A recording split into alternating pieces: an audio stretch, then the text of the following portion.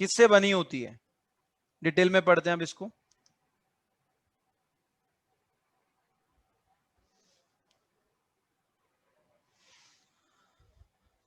तो basement membrane जो है basically that is secreted by epithelial tissue as well as connective tissue, याद रखना ये चीज।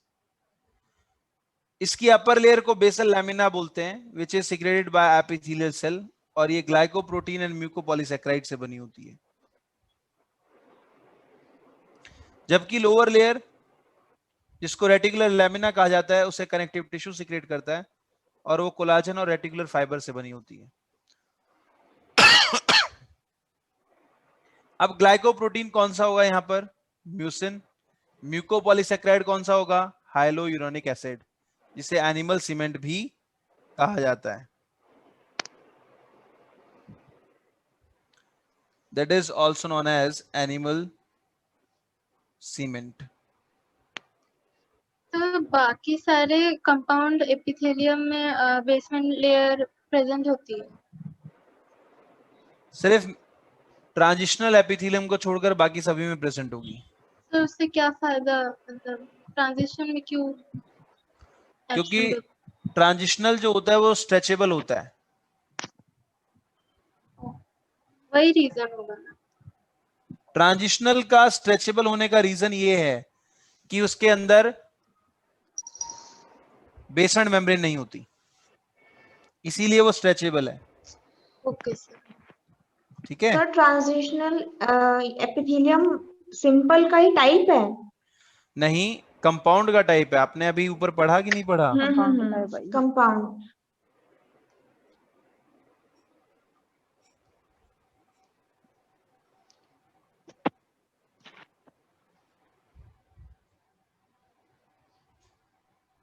तो मतलब सिंपल में ही बेसमेंट मेम्ब्रेन प्रेजेंट होगी और कंपाउंड में सिर्फ ट्रांजिशन में एब्सेंट होगी। हाँ, और कंपाउंड में प्रेजेंट होगी बाकी सब में। बाकी स्ट्रेटिफाइड में प्रेजेंट होगी। ओके। ओके,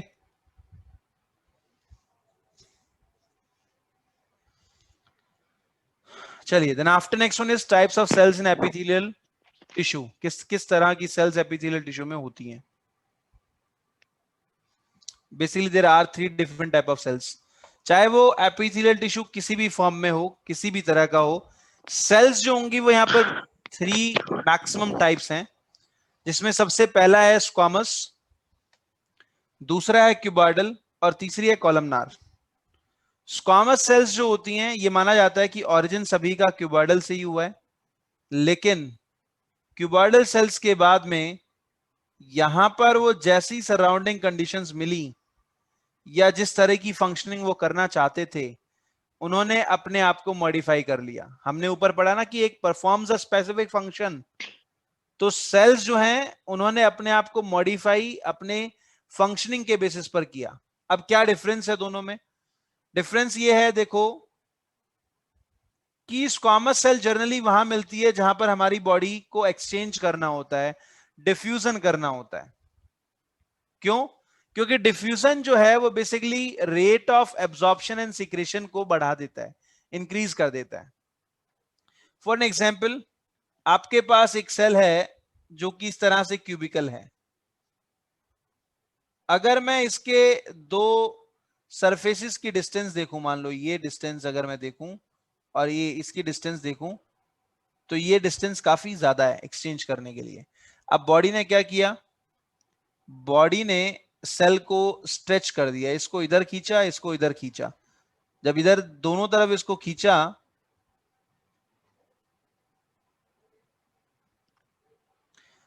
तो खींचने से सेल जो है वो स्ट्रेच हो गई,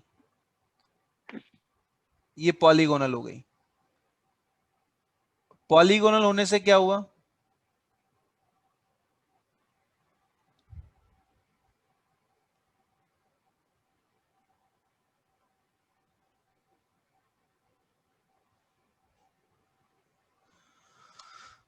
अब अगर मैं इसके दो सरफेसेस के बीच की डिस्टेंस देखूं तो किस में कम है, ए में कि बी में? बी में बी में कम है। तो सिंपल सी बात है कि कोई भी मॉलिक्यूल जिसको यहां से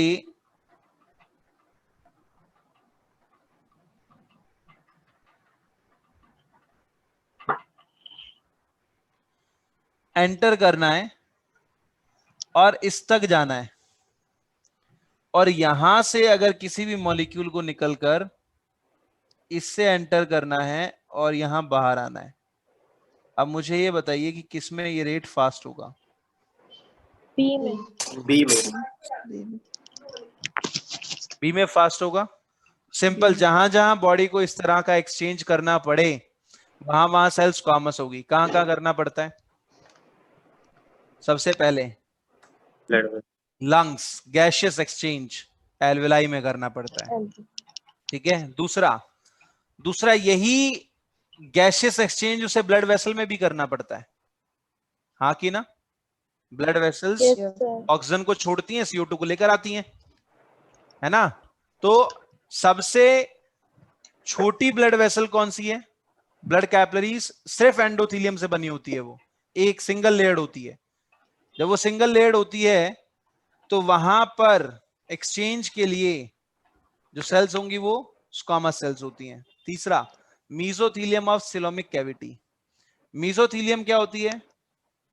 पेरिटोनियम के दो पार्ट होते हैं, पेराइटल जो बाहर की तरफ है, विसरल जो अंदर की तरफ है। विसरल पेरिटोनियम को ही मीजोथेलियम कहा जाता है, बीच में सिलोमिक फ्लूइड भरा होता है। तो यहां पर ऑर्गन से एक्सचेंज करने के लिए जो लेयर बीच में काम आती है दैट इज मीजोथेलियम। क्लियर है बेटा स्क्वामस सेल सभी को? किसी को कोई डाउट इसमें? Anyone have any doubt in this? Aditi बेटा अपना माइक ऑफ करो।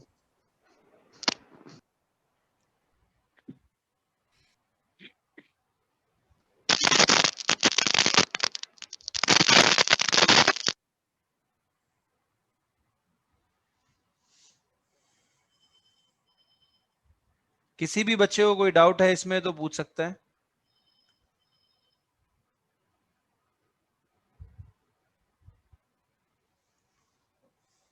चलिए, इसके बाद में नेक्स्ट है क्यूबॉइडल सेल्स। क्यूबॉइडल सेल्स मैंने अभी बताया आपको, जहां पर हमारी बॉडी को एनक्लोज्ड पैकिंग करनी है, जहां पर स्पेस नहीं रखना है बीच में, ठीक है, तो वहां पर हमारी बॉडी जो है वो क्यूबॉइडल सेल्स को यूज करती है, क्यूबिकल सेल्स को यूज करती है। क्यूब से क्यूब इजीली अटैच करता है, बीच में सरफेस बचेगा नहीं, ठीक है। जनरली ये एब्जॉर्प्शन एंड सिक्रेशन में हेल्प करते हैं। जैसे कि एनक्लोज सरफेसेस क्या है? ब्रोंकाई एंड ब्रोंक्यूल्स लंग्स के अंदर एनक्लोज होते हैं। पीसीटी नेफ्रॉन का पार्ट है जो कि किडनी के अंदर एनक्लोज होता है, ठीक है। अगर यही क्यूबिकल सेल्स को फ्री स्पेस मिल जाए टुवर्ड्स फ्री सरफेस की तरफ फ्री सरफेस मिल जाए तो इसका साइटोप्लाज्मिक इलोंगेशन हो जाता है, और साइटोप्लाज्मिक इलोंगेशन होने की वजह से इधर होगा टुवर्ड्स फ्री सरफेस, ये सेल्स कॉलमनार हो जाती हैं। तो जहां जहां पर बॉडी में कैविटी या फ्री स्पेस प्रेजेंट होगा वहां वहां हमारी बॉडी कॉलमनार सेल्स बनाती है एपिथेलियम की। जैसे कि स्मॉल इंटेस्टाइन एब्डोमिनल कैविटी में प्रेजेंट है, फेलोपियन ट्यूब लोअर रीजन या pelvic reason of abdominal cavity में प्रेजेंट है, रेस्पिरेटरी ट्रैक्ट कहां प्रेजेंट है? Thoracic cavity of the body में प्रेजेंट है। अगर मैं इसकी लोकेशन बताऊं आपको, फॉर एग्जाम्पल अगर हम लोकेशन बनाएं बॉडी के अंदर,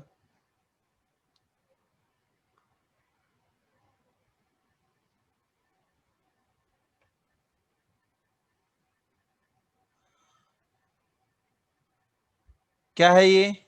which one is this? Diaphragm. Diaphragm body की कैविटीज को दो अलग अलग पार्ट में डिवाइड करता है।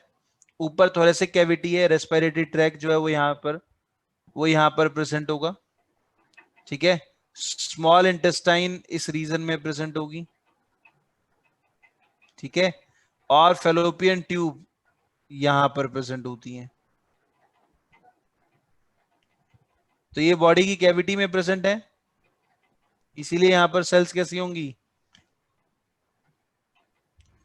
कॉलमनार। कॉलमनार। कॉलमनार सेल्स होंगी। Very good. तो बेसिक बात समझ में आई सभी को? अगर sir. ये चीज समझ में आ Yes, गई sir. तो ये चीज समझ में आ गई तो आप ऑड वन आउट से भी अपने क्वेश्चंस का आंसर इजीली निकाल सकते हैं। ठीक है, जो ऑप्शंस दिए होते हैं उसमें आसानी से आप अपने आंसर को निकाल सकते हैं कि ये अच्छा ये लोकेशन है, यहाँ तो ऐसा होगा, तो यहाँ पर नहीं हो सकती है ये सेल। नेक्स्ट है टाइप्स ऑफ सेलर इलोंगेशंस। सेल के ऊपर जो इलोंगेशंस प्रेजेंट होती हैं वो कितनी तरह की हो सकती है? टुवर्ड्स फ्री सरफेस, हमेशा याद रखना किधर होगी ये? फ्री सरफेस की तरफ होती है।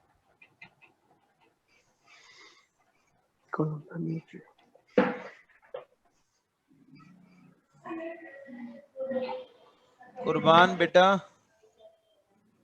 प्लीज अपना माइक ऑफ रखिए। Types of cellular elongations towards free surface।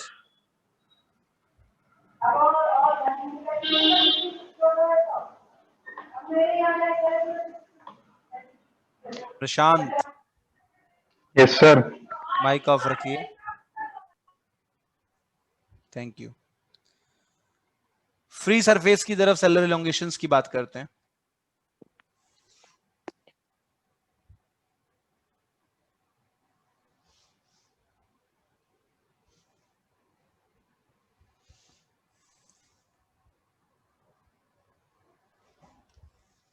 सबसे पहले the very first one is microvilli. Microvilli जो होती हैं बेसिकली ये सेल के सरफेस एरिया को बढ़ा देती हैं फ्री सरफेस की तरफ। ये स्कैफोल्डेड होती हैं, स्कैटर्ड फोल्ड। स्कैटर्ड फोल्ड क्या होता है? एक पेपर लो, उसको सेम डायरेक्शन में फोल्ड करते रहो। For an example, wait a second, मान लो ये पेपर मैंने लिया, इस पेपर को मैं एक ही डायरेक्शन में फोल्ड करूं तो ये फैन जैसी फॉर्मेशन हो जाएगी इसकी। ठीक है,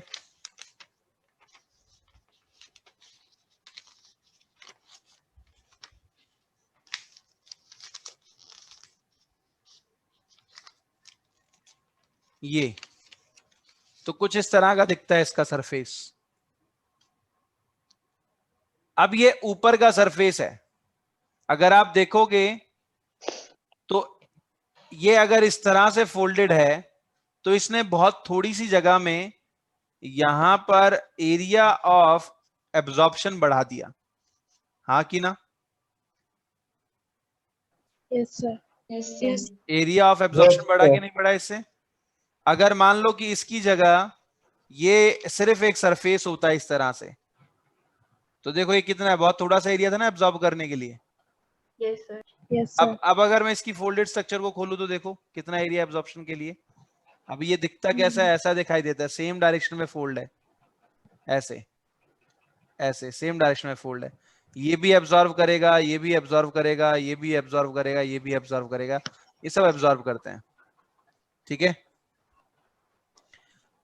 चलिए इसके नीचे बेसमेंट मेम्ब्रेन प्रेजेंट होती है। ठीक है, तो ये प्रोटोप्लाज्मिक प्रोसेस है, सेलुलर स्ट्रक्चर है, ये नॉन मोटाइल होती है, मूवेबल नहीं है, ये नॉन कॉन्ट्रेक्टाइल है, कॉन्ट्रैक्ट भी नहीं करेगी, बट हेल्प करती है किसमें? एब्जॉर्प्शन में। इंक्रीज कर देती है एब्जॉर्प्शन को बाय 20 टाइम्स, 20 गुना बढ़ा देती है। ठीक है, कहां प्रेजेंट होगी ये? जहां जहां हमारी बॉडी एब्जॉर्ब करती है वहां वहां पर सेलुलर इलोंगेशंस की बात कर रहे हैं हम, माइक्रोविलाई प्रेजेंट होगी। Small intestine, PCT, stomach, gall bladder, यहां सब पर प्रेजेंट होती है। ये एक क्वेश्चन आता है यहाँ पर। पीएच ऑफ लिवर जो, हाँ जी बेटा, लार्ज इंटेस्टाइन में भी होगी। लार्ज इंटेस्टाइन में बहुत कम होती है, वहाँ पे एब्जॉर्प्शन भी बहुत कम होता एब्जॉर्प्शन है। वाटर का होता है ना वहाँ पे हाँ, मैक्सिमम। बहुत कम होता है। होंगी, बिल्कुल होंगी, लार्ज इंटेस्टाइन में भी होंगी।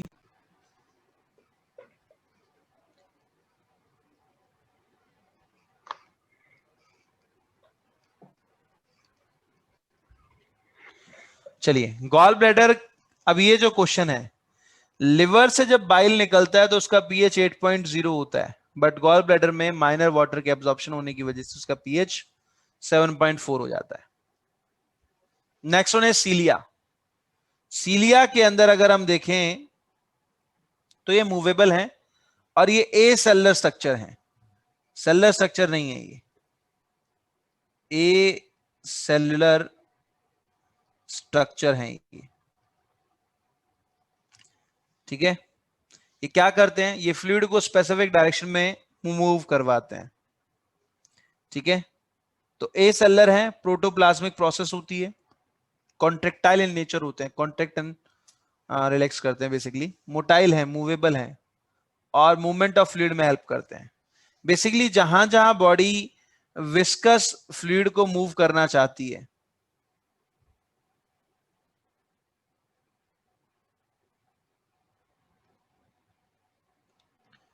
फ्लूइड को मूव करना चाहती है, वहां वहां सीलिया प्रेजेंट होंगे। लेकिन ये जो मूवमेंट होता है ये अपस्ट्रीमिंग होता है, जैसे कि रेस्पिरेटरी ट्रैक के अंदर अगर हम कहें तो जो स्पूटम की मूवमेंट है वो अपवर्ड डायरेक्शन में होगी। फैलोपियन ट्यूब के अंदर, फैलोपियन ट्यूब के अंदर अगर आप मूवमेंट देखोगे तो ओवरी से ओवा निकलकर अपवर्ड डायरेक्शन में जाता है। तो जहां जहां अपस्ट्रीम के अंदर मूवमेंट हो रही है वो सीलिया की वजह से होती है, ठीक है। वेंट्रिकल्स ऑफ ब्रेन में भी इसी तरह से होगा, ब्रोंक्यूल्स में भी इसी तरह से होगा। अगर आप आगे देखोगे तो यहाँ पर ये ब्रोंकाई बना, इसके बाद ब्रोंक्यूल्स बना, तो ये मूवमेंट भी अपवर्ड डायरेक्शन में हो रही है। जहां जहां डाउनवर्ड डायरेक्शन में मूवमेंट होती है, नीचे की तरफ जाती है, वहां पर सीलिया नहीं होते हैं, क्योंकि उस मूवमेंट के लिए सीलिया की जरूरत ही नहीं है। एक और चीज, फ्लूइड कैसा है ये भी डिपेंड करता है।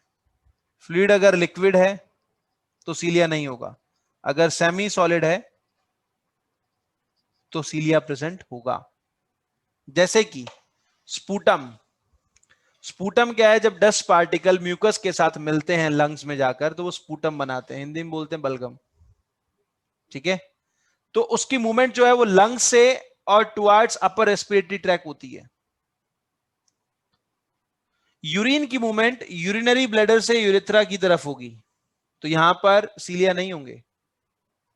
ओवरी से ओवा की मूवमेंट अपवर्ड डायरेक्शन में फैलोपियन ट्यूब की तरफ होगी, तो यहां पर सीलिया प्रेजेंट होंगे। तो सीलिया बेसिकली जहां पर फ्लूइड विस्कस हो या अपस्ट्रीम डायरेक्शन में मूवमेंट हो, वहां पर सीलिया प्रेजेंट होंगे। क्लियर हुआ बेटा ये पॉइंट? कोई डाउट इसमें किसी को? Anyone have any doubt in this? No sir. No sir. चलिए, तो अब सीलिया के example fallopian tube, bronchioles, trachea, ventricles of brain, ये सब हैं। Next one is stereocilia. Stereocilia की बात की जाए तो स्टीरियोसीलिया जो होते हैं they are irregular cytoplasmic elongations. अभी जो हमने बनाई ये वाली स्ट्रक्चर, ये रेगुलर थी, सभी का साइज अप्रोक्सीमेटली सेम है, हाँ कि ना? अब अगर मैं इसको इररेगुलर कर दूं इस तरह से,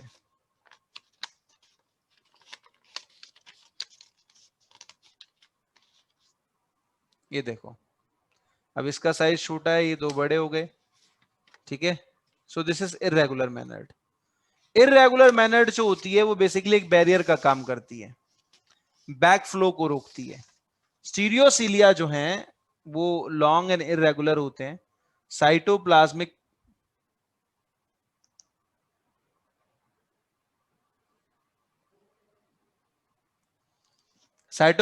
प्रोसेसेस हैं ये,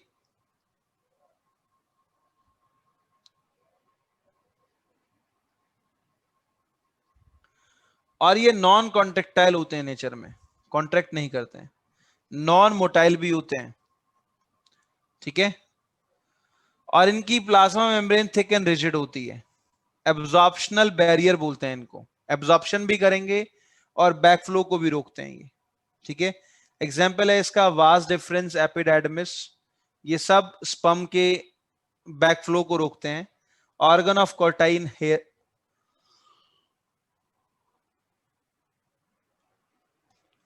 सॉरी, ऑर्गन ऑफ कॉर्टाई के अंदर जो हेयर सेल्स होती हैं उसमें भी स्टीरियोसीलिया होते हैं, ठीक है।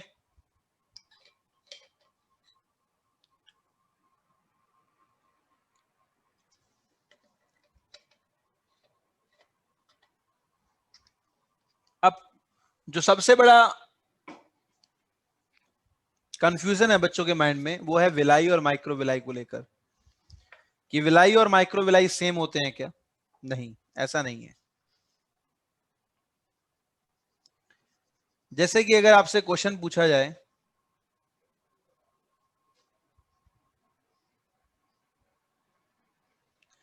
Villi found in,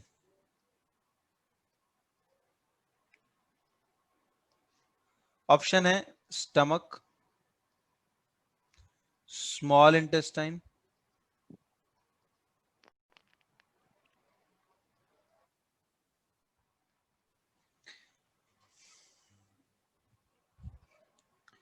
PCT, DCT. तो याद रखिएगा माइक्रोविलाई एक सेल के ऊपर होते हैं, जबकि अगर किसी भी टिश्यू की फोल्डिंग हो, वो फोल्डिंग स्कैफोल्डेड हो जाए, जैसे कि mucosa of intestine, small intestine basically, जब ये फोल्ड करती है तो ये कुछ इस तरह से फोल्ड हो जाती है, इसको विलाई कहते हैं। इस विलाई के ऊपर जो सेल्स होंगी दैट इज एंटीरोसाइट सेल्स। एंटीरो का मतलब होता है इंटेस्टाइन, ये जो सेल्स हैं दैट इज एंटीरोसाइट। साइट का मतलब सेल, एंटीरो का मतलब इंटेस्टाइन। इन सेल्स के ऊपर माइक्रोविलाई है, लेकिन इस टिश्यू की फोल्डिंग जो है वो विलाई बनाती है। तो स्टमक में विलाई नहीं होती, माइक्रोविलाई होती है। पीसीटी में विलाई नहीं होती, माइक्रोविलाई होती है। डीसीटी में भी नहीं होती। So answer is small intestine. Clear to all of you? Any doubt till this you can ask. यहां तक किसी को कोई डाउट है तो बेटा पूछ सकता है। सर विलाई और माइक्रोविलाई का एक बार फिर से रिपीट कर दीजिए। देखो, विलाई जो होती हैं वो बेसिकली टिश्यू का फोल्ड है पूरा। अगर आप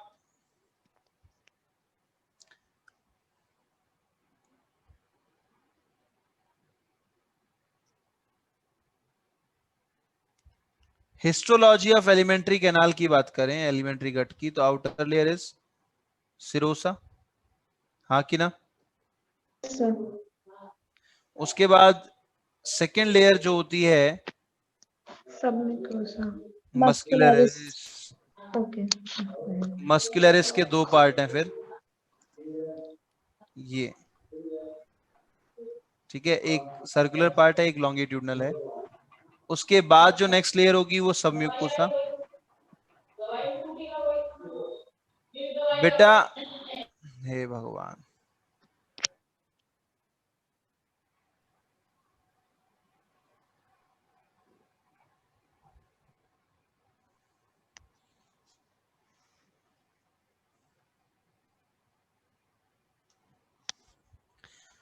उसके बाद सबम्यूकोसा,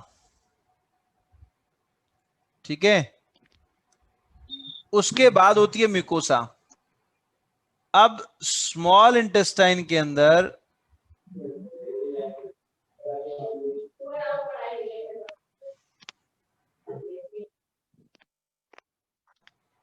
कुर्बान खान,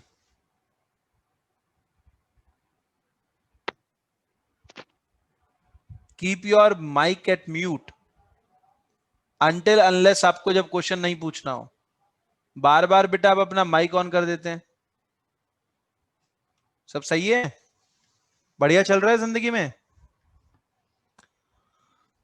चलो, सब म्यूकोसा के बाद जो इनर मोस्ट लेयर है दैट इज म्यूकोसा। अब म्यूकोसा के अंदर जो फोल्डिंग्स होती हैं वो इस तरह से प्रेजेंट होती हैं। अब इनमें से अगर मैं किसी एक फोल्डिंग को निकाल कर दिखाऊं तो कुछ ऐसा दिखाई देगा, ठीक है। इसके ऊपर जो सेल्स प्रेजेंट होती हैं, these cells are enterocyte cells. Entero मतलब इंटेस्टाइन, साइट का मतलब हो गया सेल। अब हर सेल के ऊपर माइक्रोविलाई होगी, लेकिन ये एंटीरोसाइट्स एक साथ मिलकर इस तरह से फोल्डेड फॉर्म में होती हैं, that is known as villi. So basically villi जो है वो इंटेस्टाइन में मिलता है, not in stomach, PCT, DCT. लेकिन अगर मैं पूछूं कि माइक्रोविलाई चारों में प्रेजेंट होगा, लेकिन विलाई सिर्फ स्मॉल इंटेस्टाइन में होता है। क्लियर? Yes sir. अब डाउट इसमें? No sir. No, sir.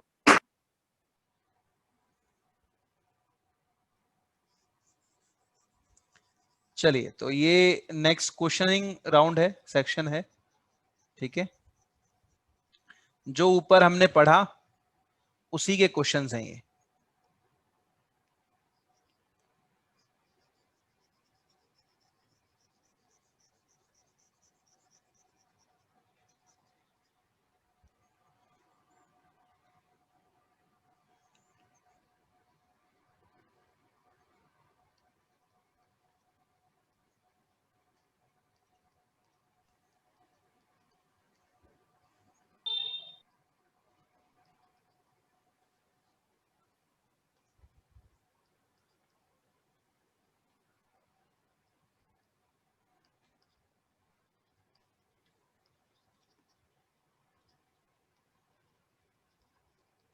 सबसे पहले आपको बतानी है सेल्स, कौन कौन सी सेल्स प्रेजेंट होती हैं।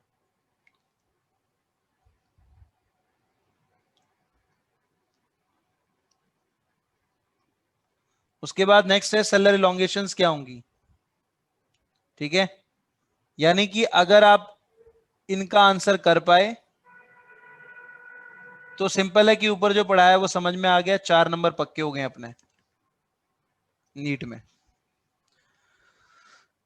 चलो भाई बताना शुरू करो, स्टमक में किस तरह की सेल्स होंगी? Cuboidal, columnar, Columnar.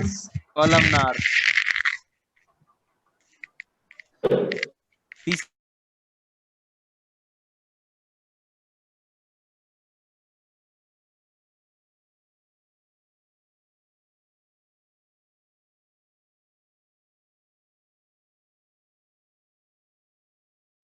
Yes sir. Yes, sir. Chelated नहीं होगी। फैलोपियन ट्यूब में इलोंगेशंस की बात नहीं कर रहा हूं, अभी टाइप ऑफ सेल्स बात कर रहा हूं। Columnar. ब्रोंक्यूल्स में, Oh, squamous. क्यूबॉइडल। स्क्वामस क्यों होगी भाई? स्क्वामस तो एल्वेओलाई में होती है ना। एक्सचेंज तो एल्वेलाई करता है, ब्रोंक्यूल्स थोड़ी ना। Cuboidal. Correct, cuboidal. Hmm. Cuboidal. और जो लोग कॉलमनार बोल रहे हैं वो एक चीज ध्यान रखें कि this is enclosed in lungs, lungs में एनक्लोज्ड होते हैं। दूसरा, कॉलमनार इसलिए नहीं होगी क्योंकि ये कैविटी में नहीं है, ट्रैकिया फिर भी थोड़े से कैविटी में, ये ब्रोंक्यूल्स जो हैं वो लंग्स के अंदर हैं। तीसरा, एक्सचेंज नहीं करते हैं, एक्सचेंज करने का काम एल्वेलाई का है, डिफ्यूजन जो होगा वो एल्वेलाई में होगा, तो स्क्वामस तो उधर होंगी, यहाँ नहीं होंगी, ठीक है। चलिए, इसके बाद नेक्स्ट है सेलर इलोंगेशंस, कैसी होंगे भाई स्टमक के अंदर? माइक्रोविलाई। Correct, microvilli. चलिए, पीसीटी में माइक्रोविलाई। डीसीटी में पीयू, trachea, cilia. Cilia. Fallopian tube, Yeah. Bronchioles, ब्रोंक्योसीलिया। सीलिया। नहीं, सीलिया की होगी।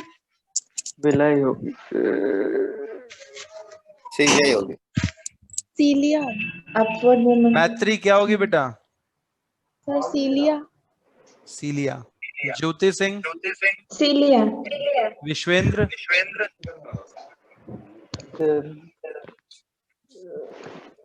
सीलिया ही शायद। सीलिया शायद नहीं, पक्का। शायद के चक्कर में फिर 720 नहीं आएंगे। ठीक है, सीलिया ही होगा। माइक्रोविलाई के बारे में बता दूं, माइक्रोविलाई क्यों नहीं होगी।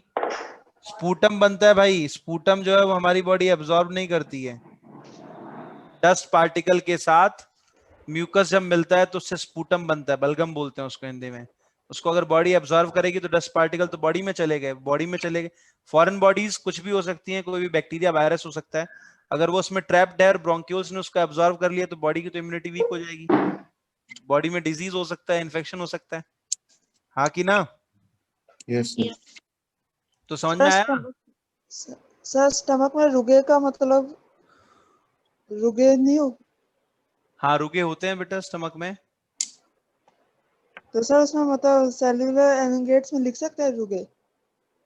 सेलर इलोंगेट्स नहीं है असल में, वो विलियल फॉर्मेशन नहीं होती है। रुगाई जो होते हैं वो ट्रांसवर्स फोल्ड है, आगे पढ़ेंगे हम इसको। असल में वो मैस्टिकेशन ऑफ फूड करने के बाद प्रॉपर मिक्सिंग ऑफ फूड में हेल्प करते हैं रुगाई। ठीक है, ओके। मतलब विलाई जितनी हाइट नहीं होती है उनकी, वो बिल्कुल ऐसे होते हैं, बहुत छोटे छोटे होते हैं, पूरे म्यूकोसल फोल्ड नहीं है वो होते हैं। ठीक है, तब देखो विलाई की हाइट देखो, इसकी देखो डिफरेंस नहीं है।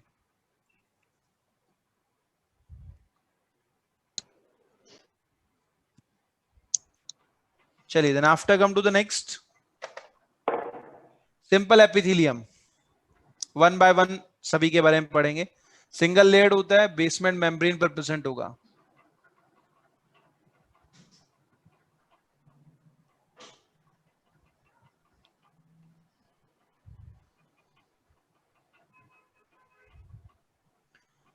बेसमेंट मेम्ब्रेन,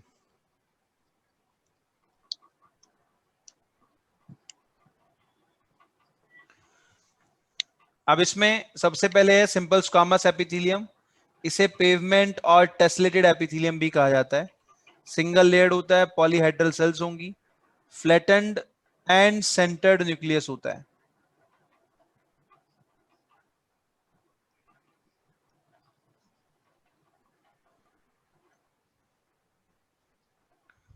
सेंटर्ड न्यूक्लियस होगा इसका।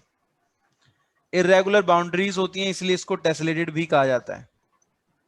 कहां पर प्रेजेंट होगा ये तो बताने की जरूरत नहीं है, अब तो सभी को पता है। Endothelium, blood vessels, blood capillaries, alveoli of lungs, loop of Henle, Bowman's capsule, lymph capillaries, mesothelium of coelomic cavity, इन सब में प्रेजेंट होगा। अगर सरफेस व्यू देखते हैं, ऊपर से देखें तो बेसमेंट मेम्ब्रेन नहीं दिखाई देती। वर्टिकल सेक्शन अगर आप देखोगे तो बेसमेंट मेम्ब्रेन आपको दिखाई देगी। तो ये था हमारा सिंपल स्क्वामस एपिथेलियम। किसी को कोई डाउट इसमें तो पूछता है बेटा। Anyone have any doubt in this? You can ask. No sir. No sir. No.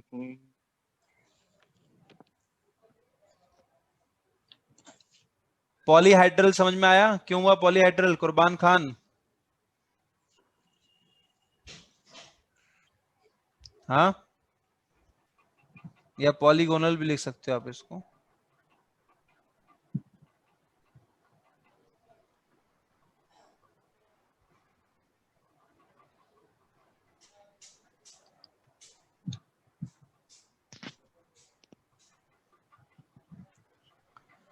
Sales के बारे में बेटा मैं आपको पहले एक्सप्लेन कर चुका हूं, तो शायद ये क्लियर होगा कि सेल जो है ये स्ट्रेच कर गई, स्ट्रेच करने से दो सरफेसेस नजदीक आ गए, तो डिफ्यूजन जो है वो यहाँ पर बढ़ गया, एक्सचेंज बढ़ गया।